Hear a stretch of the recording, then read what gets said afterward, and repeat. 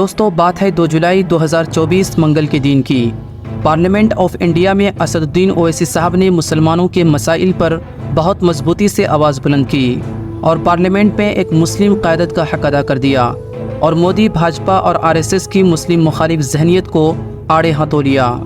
ڈنکے کی چوٹ پہ ظالم کو برا کہتا ہوں، مجھے سولی سے نہ زندانوں سے ڈر لگتا ہے۔ بی جے پی مسلمانوں کی نفرت پر جیتتی ہے۔ سر 4 جون کے بعد 6 مسلمانوں کی ماب لنچنگ ہوئی، 11 گھروں کو مدھیہ پردیش میں مودی کے بلڈوزروں نے اس کو نابود کر دیا۔ نوجوانوں کے لیے کہ تم اسرائیل میں جا کر کام کرو، ان کو کینن فوڈر بنا رہی ہے تاکہ فلسطینیوں کی جائیدادوں کو ضبط کر سکے۔ اسرائیل کو 27 ٹن ہتھیار جا رہا ہے، 47,000 اسرائیلی فلسطین مار چکے ہیں۔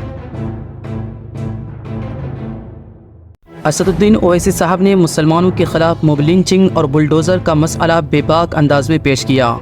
مدھیہ پردیش میں 10 سے زیادہ مسلمانوں کے مکانات پر بلڈوزر پر تشویش کا اظہار کرتے ہوئے اقلیتوں کے حقوق کے تحفظ کے لیے اقدامات کرنے کا مطالبہ کیا۔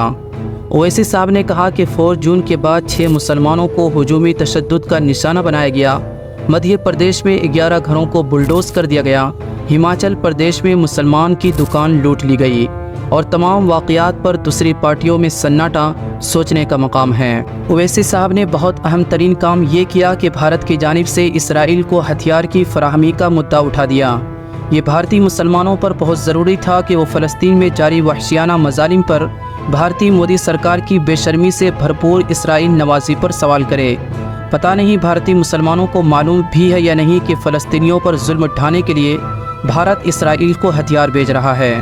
یہ عالم اسلام کا اجتماعی قضیہ ہے، یہ انسانیت پر دھبہ ہے۔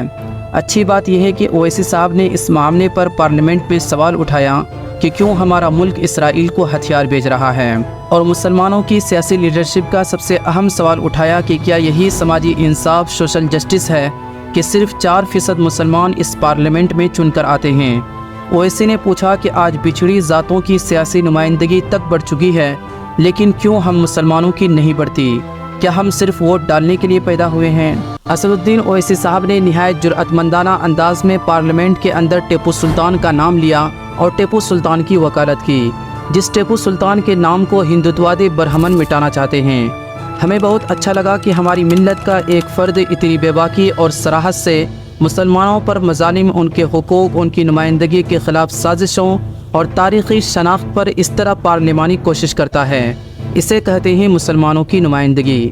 کمنٹ باکس میں ایک مرتبہ اویسی صاحب کے لیے جزاک اللہ خیرا و احسن الجزاء ضرور لکھیں۔